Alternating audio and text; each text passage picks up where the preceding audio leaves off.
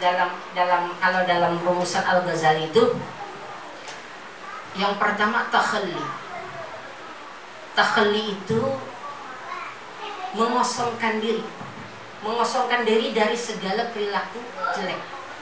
Bukan berarti mengosongkan diri itu artinya membuang semua perilaku buruk. Kita itu tidak akan sanggup membuang semua perilaku buruk seperti misalnya serakah. Tidak bisa. Sombong itu tidak bisa. Tapi kita kendalikan semua itu. Kita tundukkan semua itu, gitu kan? Insya Allah jalan menuju Allah Subhanahu wa taala, jalan untuk menuju, artinya jalan untuk mengenal Tuhan itu jauh lebih mudah bagi kita. Nah, kemudian habis takhalli ya, Pak. Takhalli itu tahali. Habis takhalli tahali. Ketika kita sudah mengosongkan diri dari perilaku-perilaku tercela, mengendalikan diri, ya, mengendalikan sifat-sifat kebinatangan, sifat-sifat iblis, sifat-sifat syaitan yang ada, yang bersemayam dalam diri kita. Ketika kita sudah bisa mengendalikan itu, baru kita memulai langkah kedua, yaitu tahali. Tahali itu yaitu apa? Menghiasi diri, mulai menghias diri kita dengan perilaku-perilaku yang baik, amal-amal saleh. Baru kalau sudah tahali, kita bisa menempuh tahap akhir, yaitu tajalli.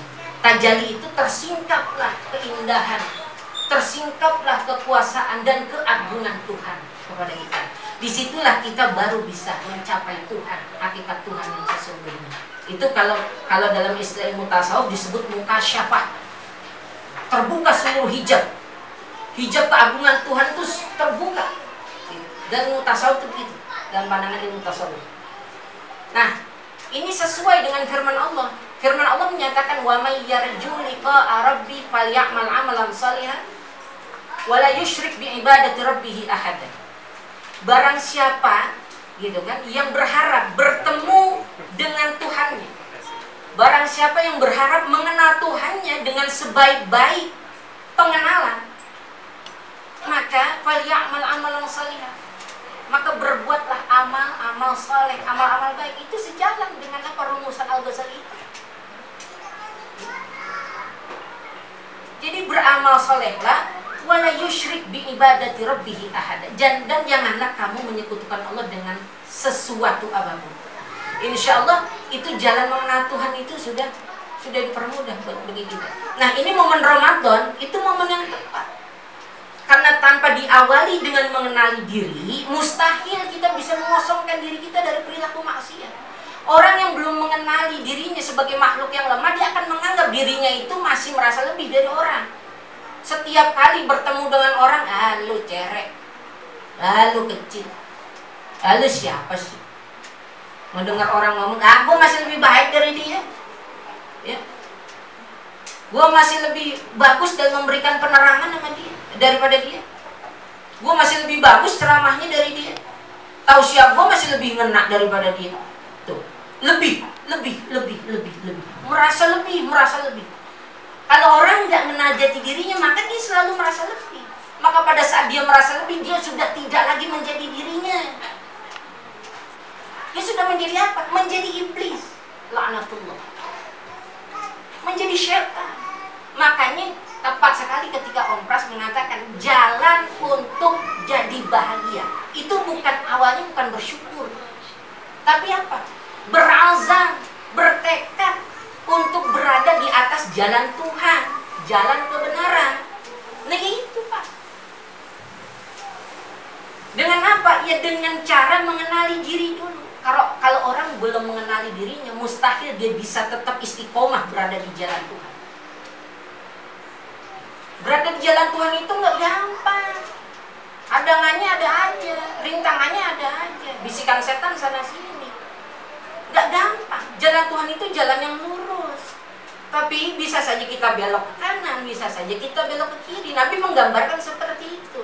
Ibaratnya di siratal mustaqim itu jalan yang lurus. Ada jalan ke kanan, jalan ke kiri, jalan ke kanan, jalan ke kiri. Itulah gangguan-gangguan, bisikan-bisikan syaitan, bisikan nafsu.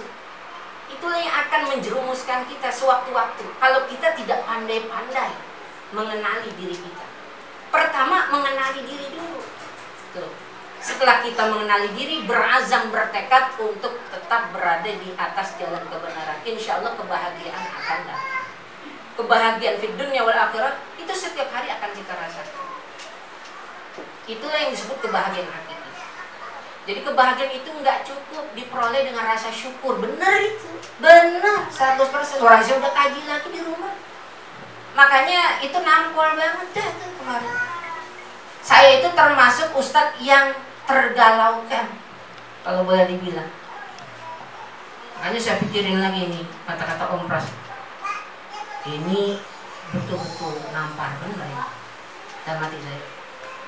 Waduh, selama ini saya nggak sadar bahwasanya saya itu sudah buruk sekali, rupa saya sudah buruk sekali. Ya memang orang melihat saya seperti ini, tetapi ketika orang melihat batin saya itu tidak lebih dari setan yang bercover ustaz, bercover kiai ketika itu. Tapi sekarang alhamdulillah, mudah-mudahan nggak begitu. Ya, saya kalau flashback ke belakang makanya malu. Makanya di sini dijadwalin yang bicara ya tausiah untuk buka puasa, katanya Ustaz Ubaidulah. Aduh, makanya malu kenapa? Ingat kemarin, ingat waktu kelas provokasi B7 kemarin. Waduh, kemarin apa lagi ya? Ini kan momen inilah momen curhat lagi nih ya, momen apa ya, boleh dibilang momen testimoni saya dah ya. Ini kesempatan saya karena waktu B7 saya nggak pernah ngomong tuh, sepatah kata pun nggak pernah ngomong. Makanya kemarin Om Pras sering kali, berapa kali tuh saya ingat ya, meminta kritik dari saya. Saya aja bingung, saya aja lagi galau. Kok orang yang lagi galau dimintakan kritik? Loh. Orang yang lagi galau dimintakan kritik, saya bingung harus memberikan kritik semacam apa. Saya ini aja lagi galau mikirin yang diomongin itu, yang masalah responsible to, responsible for, bahwasanya saya itu udah jadi iblis. Ini bagaimana nih untuk memperbaiki diri ke depan? Makanya saya kemudian menyadari tanggung jawab saya yang sebetulnya saya. Tanggung jawab saya sebagai ad-da'i ilallah cuma menyampaikan, nggak lebih daripada itu. Kalau orang mau ikut saya silakan, enggak. Urusan tanggung jawabnya masing-masing. Kan beres udah. Jadi nggak galau lagi saya, nggak kesel lagi saya setelah saya habis ceramah nggak kesel lagi. Dulu mah kesel. Dasar orang kepala batu. Saya begini. Orang lagi ceramah ngomong aja. Orang lagi bicara tidur, sendera. Ya, ada yang begitu ya. Ada. Ya modelnya saya. Ya tapi itulah makanya ya, itu rintangannya orang untuk menjadi baik ya itu. Ya, jadi sebetulnya di sini saya bukan ingin memberikan tausiah. Bagi saya di sini memberikan tausiah itu yang pantas itu sebetulnya banyak. Di sini ada ya Mas Ahmad Wali, ini saya baru ketemu orangnya, baru melihat. Kalau kata orang Betawi jongjokannya saya baru melihat. Tongkrongannya saya baru melihat. Kemarin cuma di TV Kik Andi. Tendang Andi ya. Dulu mah iya, ini penulis novel 5 menara yang udah keluar negeri berkali-kali, kemana aja, kenapa ya. Tapi sekarang sudah lihat joglogannya, alhamdulillah ganteng, orangnya ramah. Di sini juga ada Ustadz Ahmad Ghazali. Nah ini yang patut dipanggil Ustadz, ahli keuangan syariah, mengajak kita kembali kepada syariah. Nah ini nanti kita bisa ya.